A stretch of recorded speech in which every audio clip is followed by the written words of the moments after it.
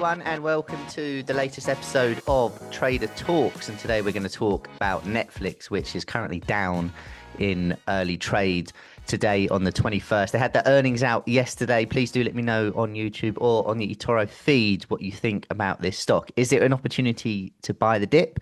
Or is there more downside to come? If you're on the podcast, the link is in the bio. And please do remember the presentation is for educational purposes only. It should not be taken as investment advice, personal recommendation, or an offer of or solicitation to buy or sell any financial instruments. So let's talk about what has happened. Shares are trading the lowest since November 2024. We'll look at the chart very shortly.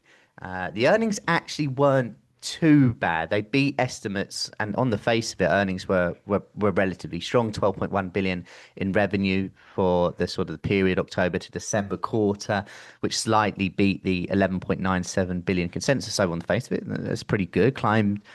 Paid subscribers also climbed above 325 million. They also projected a 2026 revenue beat between 50.7 billion and 51.7 billion. Okay, not necessarily a beat, but it was the lower sort of bound of the street estimate. So maybe that's not absolutely perfect. They also announced they would halt share buybacks. On the slide it says half, but the word should be halt.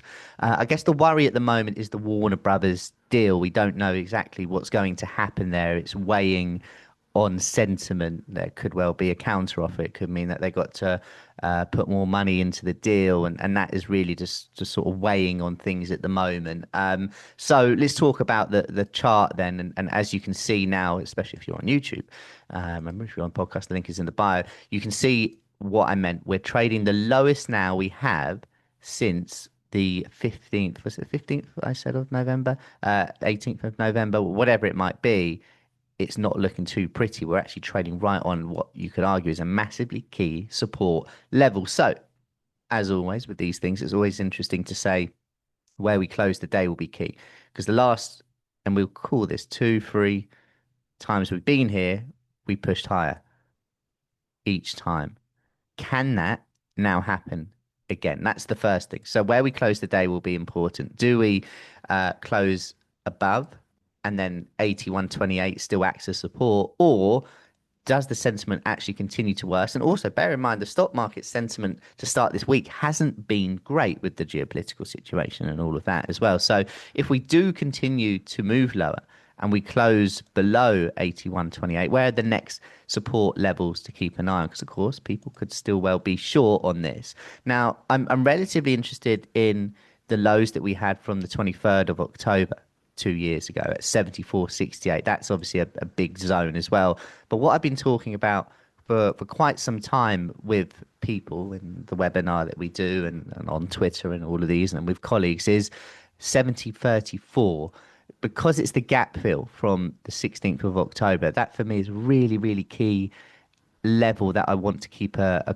close watch on. That's where they jumped higher after an earnings. So gap fill back to then, it would mark from the high to the low a move of nearly 50%. So on one hand, that's a massive drop. It's worrying, but Netflix has been here before. If we go back, to I think it was 2022, was it a big drop? And also, if price is to come to 70.34 and it goes back to its all-time high, it's a move of sort of 90.5%. That's risk reward would tempt people maybe. For those that don't want to necessarily catch a falling knife, there's a couple of options. There's the whole, if it breaks below 81.32, and we see this a lot in markets, and we talk about it a lot on the webinars that we do. If it is to reclaim that level, the shorts essentially will be out of that position. That then acts as a support level for that move to the upside. There are many hurdles to the upside, but that could well be something to keep a watch on there. And so in this case, the entry would be as it comes back to that zone. To the upside, however, there will be some people that don't want to get involved, as I said, catching the falling knife. If it can get above 92.57, you've got to imagine there's more people that are short are exiting. They've obviously had a phenomenal ride. It's been a great trade for them. They've made loads of money on it. Fair play to them. It's a stock that has come under pressure, but they would probably look to exit that position if price was to sort of range in here and go back above 92.57. But that said, I'm really keen to know what you all think here. Is this a good opportunity? Is it a buy and hold? Is it a one where you just sort of say, okay, well, I'm going to start averaging into it? Or is it actually we need to start even looking at levels back down to April 2024 at 57.74, and then it becomes an awesome opportunity? We'll have to wait and see, of course. But let's just talk a little bit about how it got to where we are, because you can see plenty of times sort of support levels broke, gave way, resistance comes in. Similar a few months ago back in December. Support breaks, comes back, sell off. So these will all act as, I guess, short-term profit targets to the upside should we start to see a push. But we'll have to, of course, wait and see there. As with all of these kind of things, I think it's nice to have a sort of a moving average on it, just to see where the 200-day moving average is and see, did we respect it? We did. We're below it. That's obviously not great. Let's have a look at the RSI just to see how oversold it is. Let's put that on. You can see it's the most oversold it's been in a very, very long time, going back to May 2022. So there's reasons to suggest that a low could be in soon.